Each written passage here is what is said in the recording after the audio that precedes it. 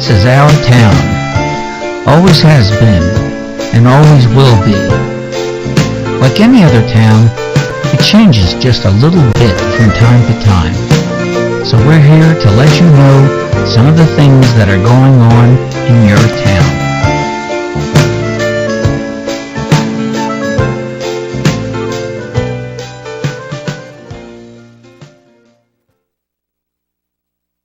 Hello everybody, it's time for another episode of This Week in Willits. I'm Shari Williams-Andrews, your host, and here's what we have for you this time.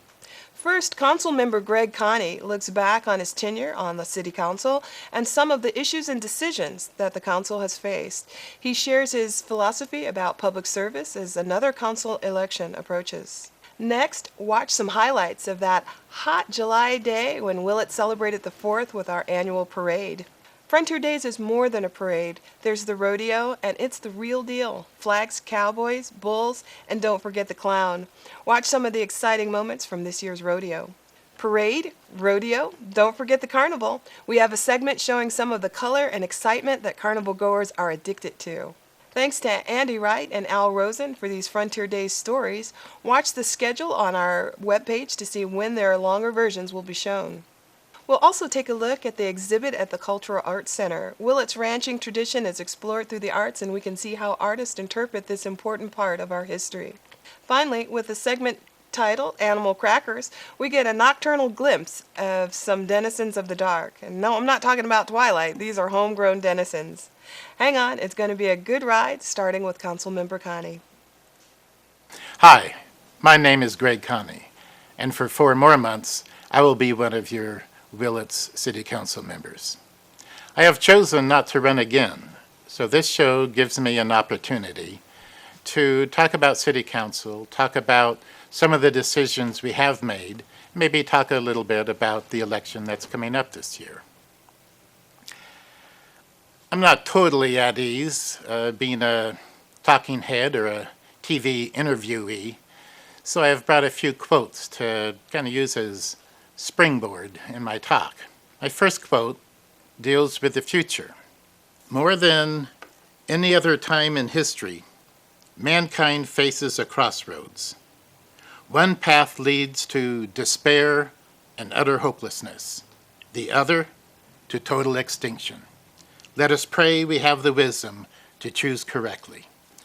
Well, that's Woody Allen, and it is so preposterously dark and gloomy you can't do anything but laugh. And yet, it wouldn't be funny if there wasn't a thread of truth to it. We are indeed at a crossroads. We are facing peak oil. We are facing climate change. And peak oil is really nothing more than realizing we've already obtained all the most accessible oil. We're certainly finding right now that it's a bit more problematic to suck the oil from underneath the Gulf of Mexico than 200 feet below dry dirt. And climate change, although there are some skeptics who are still doubting the obvious, when you look at vast glaciers melting, you know something's going on. And the doom and gloom, if you look at Fox News or CNN or NPR or the daily newspapers, we get a daily dose of doom and gloom. But what does all of this have to do with City Council? I'll let Isaac Asimov answer that one. No sensible decision can be made any longer without taking into account not only the world as it is, but the world as it will be.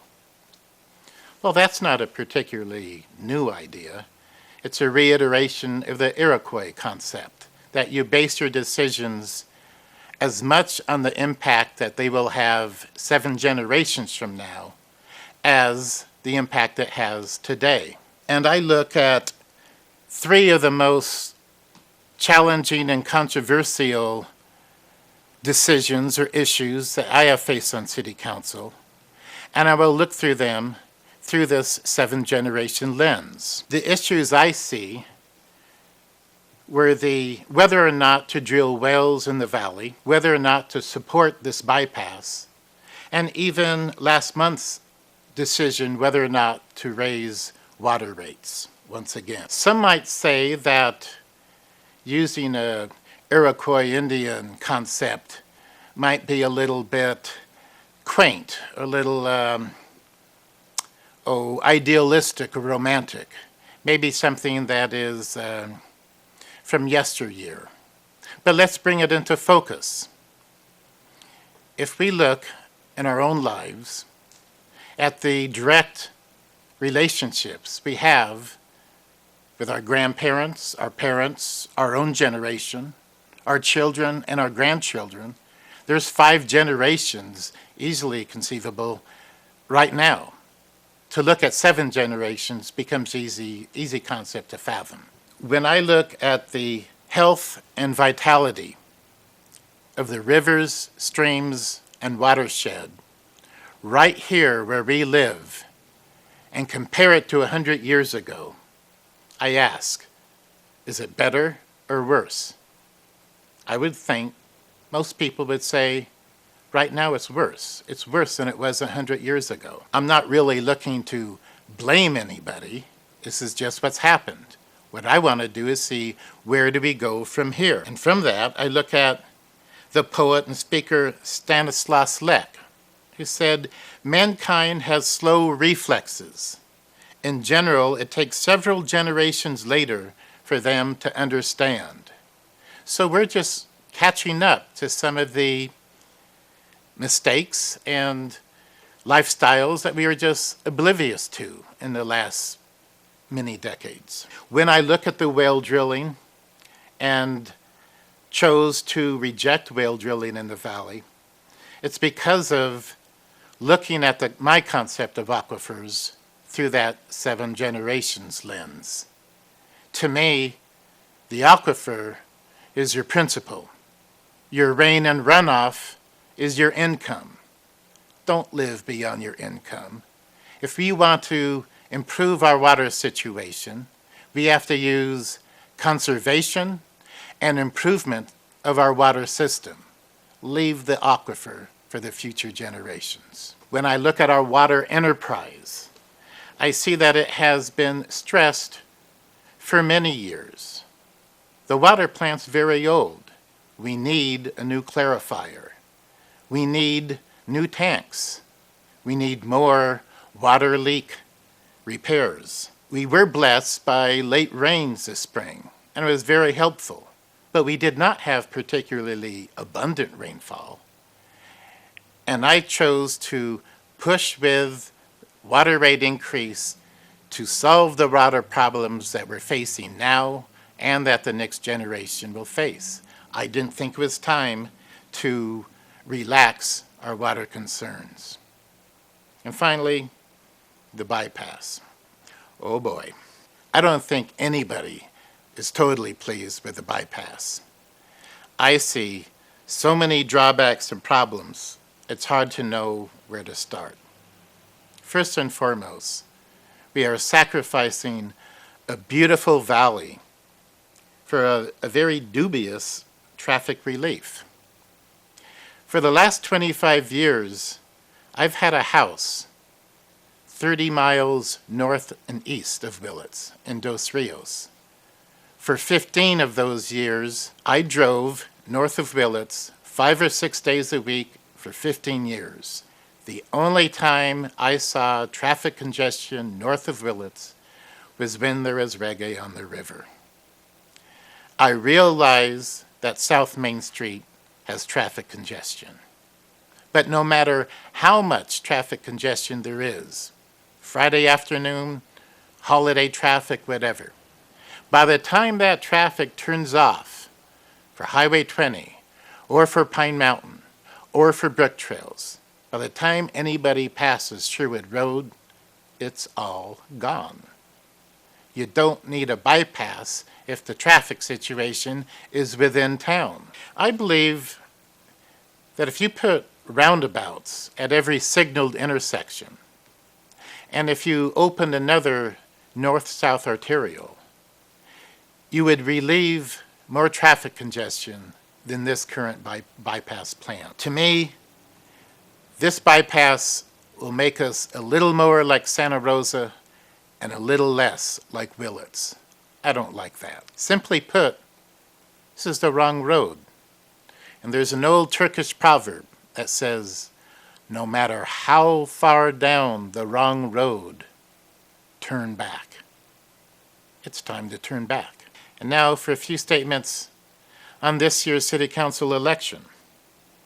There is an open seat. There's 2 seats up and 1 is wide open. I'm not choosing to run again. A healthy City Council has different genders, different ages, different backgrounds, different livelihoods. It is said that as everybody is thinking alike, no one is really thinking. Being on City Council is difficult work, but it's doable. Being on City Council is serious responsibility, but it is rewarding. I'll end with a Bertrand Russell quote. Bertrand Russell said, "I've made an odd discovery. Every time I talk to a savant, I feel quite sure that happiness is no longer possible. Yet, every time I talk to a gardener, I'm convinced of the opposite." I think you could change, I'd include gardener, but I think you could add community volunteer. That every time you talk to a community volunteer, you're convinced of the opposite. That's what a Willits councilman is, a community volunteer. And Eleanor Roosevelt said, happiness is a byproduct. So happiness isn't an end result, it's a byproduct. And everybody in this town who volunteers in any way, officially, unofficially, to improve the town, will find happiness as a byproduct. Thank you.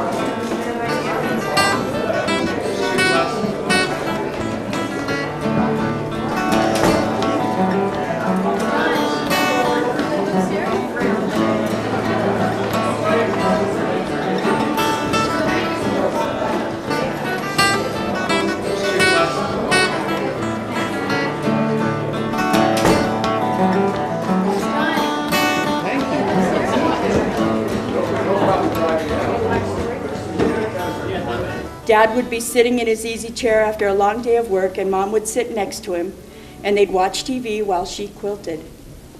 I could lean back and watch her left hand guiding the needle that moved in and out of the fabric. I never got tired of seeing the glint of that needle.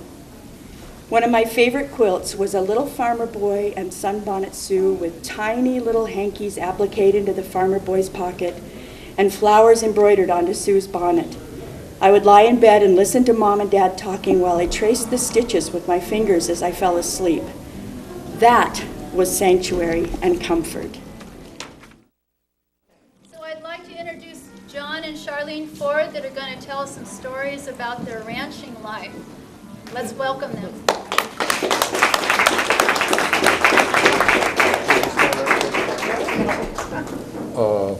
When we leased various ranches around, and the kids all had one or two horses they could ride, and I think that's why Larnie and Will decided they'd do something else, because they didn't like the early morning, getting up early in the morning or driving half a day to pick up and trailering some horses or sleeping with dogs or whatever. There was a gate there, and I think Amy was, I don't know, she couldn't have been very old, but she was on Snowball, no, she was on, I don't know, Snowball or leather britches, and she couldn't hardly hold the reins up, but we went through the gate, and the horse put his head down to eat something and just pulled Amy off, and Hank laughed, and Will got mad at Hank because he said, well, that's not very nice, Hank. But you know, if you stop and think about it, it's kind of simple. You look at the older people here, and even some of the younger people. I know you can remember when there was butcher shops in every town. There are no butcher shops anymore, and it's the reaction that you develop with your customers. So I'd like to introduce Peggy Hebert, and from the Rock Tree Valley Ranch, or Rock Tree Ranch. So everybody has a different experience on their ranch, and so we wanted Peggy to come and share her experience. So thank you very much for being here, Peggy. In the wintertime, Tomkai Creek is flooded over, so you can't have any through traffic. So it's just the people who live there, so very little traffic. And lots of turkeys, deer, few bear. Once in a while the mountain lion comes through, and coyotes. It has this wonderful, wonderful old barn on it that was built probably in the 1860s, 1880s by Fred Bond and his brothers. And it was used as the old stage stop for the Covelo to Willitsville, which was the name of Willits at the time, stage stop. And then right across the street from us on Reed Davidson's property is the old forge. And it still actually has the old forge inside the building. So when we first got the property, before I could have my house, we had to restore the barn, the precious barn. So my husband spent a year on the barn, and one side had completely started to cave in and fall down. So we numbered all the boards, took them down, and the inside of the barn is the old hand-hewn beams, really big beams, probably 8 by 8 or more. And then the whole barn is notched and pegged together like an erector set. And then all of the beams going across the top are small trees that they used. Well, these guys were there 2 nights, and they're in the field by the road, and some kid comes down the canyon with a boombox. And a bunch of the steers were in the barn. They all hit the door at the same time and busted those big, they weren't the main beams, but they were, what did they say, they were 6 by 8 beams, just snapped them off because they all hit at the same time. And then went through the fence in 2 places. Fortunately, they were interior fences, so they didn't get off the property. So you always have something with a cow or a steer. Thank you.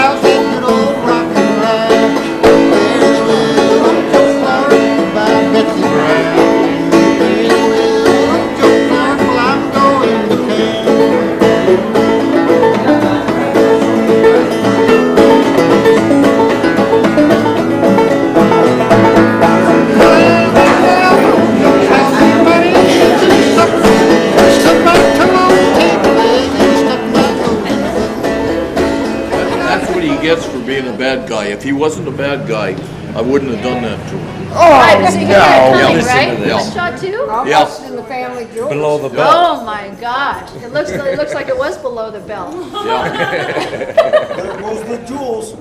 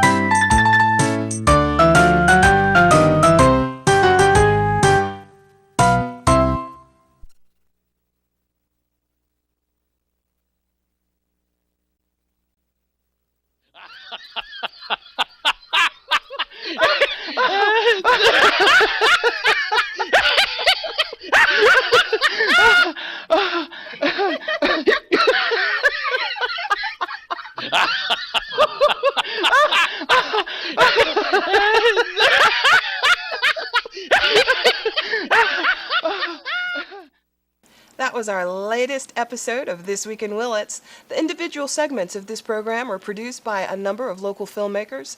This Week in Willits is looking for interesting video of things that happen in our town, as well as information about upcoming events. Contact us and find out how you or your organization can contribute to our next program.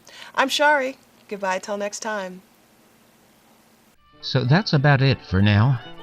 Things are happening in Willits, as they always are, and things are changing, as they always do. Yet it's still the same familiar hometown we've all come to know and appreciate for what it is. We'd like to know what's happening with you, with your families, and the organizations which would not exist without your efforts and support. So give us a call at 459-2528 and let us know what's going on with you.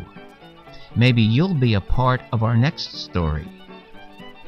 Keep tuned and join us next time to see what's happening this week in Willits.